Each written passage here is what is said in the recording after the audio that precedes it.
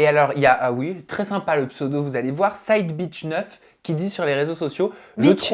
oui, je trouve que l'histoire d'amour naissante entre Beverly et Noah était coupée au montage. Ah oui. On voit rien, pas de date, ni de séduction, ni rien. Et on finit par une déclaration d'amour. C'est Alors, vraiment dommage. Ça, je suis complètement d'accord avec cette personne. Et d'ailleurs, avec Noah, on a un peu râlé. C'est vrai que lorsqu'on regardait les épisodes, même des fois, on ne voulait même plus les regarder parce qu'on se disait, ouais, on a l'impression d'être coupé au montage, on ne voit pas beaucoup. Je sais pas, on ne voit pas beaucoup. C'est vrai qu'on n'a pas vraiment vu toute la séduction, alors qu'on a eu quand même de la séduction. Après, je sais très bien que c'est un programme où on est beaucoup, surtout dans les Princes de l'amour, parce qu'il faut faire exister les princes, les princesses. Mais c'est peut-être pour ça que les téléspectateurs n'ont pas compris pourquoi ça allait si vite. Voilà, et cette année, il y a eu un nouveau concept que les prétendants pouvaient prendre la place des princes. Donc, il fallait faire vivre tout le monde. Donc ça, il n'y a pas de problème. Mais c'est vrai que c'est dommage.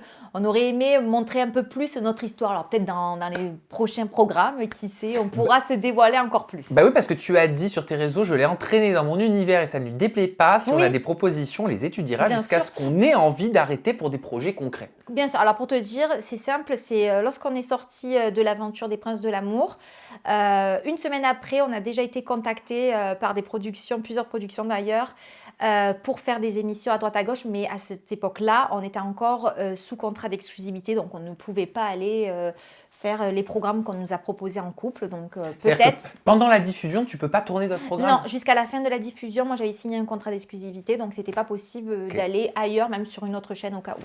Un petit mot quand même sur Julien Coste, qui était un de tes prétendants. Alors, Julien Coste, vraiment adorable. Je l'ai reçu ici avec C'est vrai, Raoul. t'as vu les gens. Ouais, j'ai vu, il s'est mis en couple Oui. avec Raoul. Mais c'était la grande surprise. À la base, je devais faire une interview avec Julien. Raoul a fait la surprise de Tu sais que venir. Je m'y attendais pas. j'ai été super surprise aussi de le voir en couple avec Raoul, parce que je me suis dit, ouais, Raoul, c'est un gros caractère et tout, il est super sympa et tout.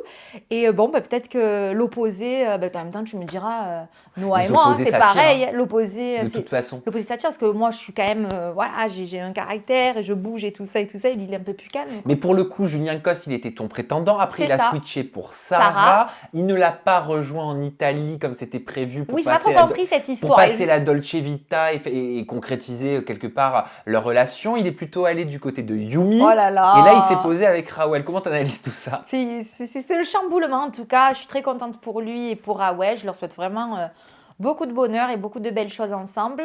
Et puis c'est un très gentil garçon, vraiment adorable. Il a été très gentil, il a été vraiment à l'écoute aussi. Ça a été, on peut dire, je peux le décrire un peu comme un grand frère de l'aventure. Ouais, vous êtes encore en contact? Alors pas moi parce que bon, moi je respecte Noah. Moi je suis quelqu'un qui à partir du moment où je suis en couple, après ça a été comme un grand frère, mais on n'a pas été non plus proche de fou. Donc j'oserais pas non plus lui parler, mais des fois j'ai des nouvelles par Noah parce qu'il lui parle très souvent. Ah bah, je comprends. Ça veut dire que tu ne donnes pas de nouvelles à tes ex? Ah, mais jamais de la vie, ça va pas. Mais c'est pas mon ex, qu'est-ce que tu racontes? Ah non, c'est pas ton ex, mais de façon Ah générale. non, mais quand c'est un ex, moi je bloque. Allez, fini. C'est fini. Quoi. Ah oui,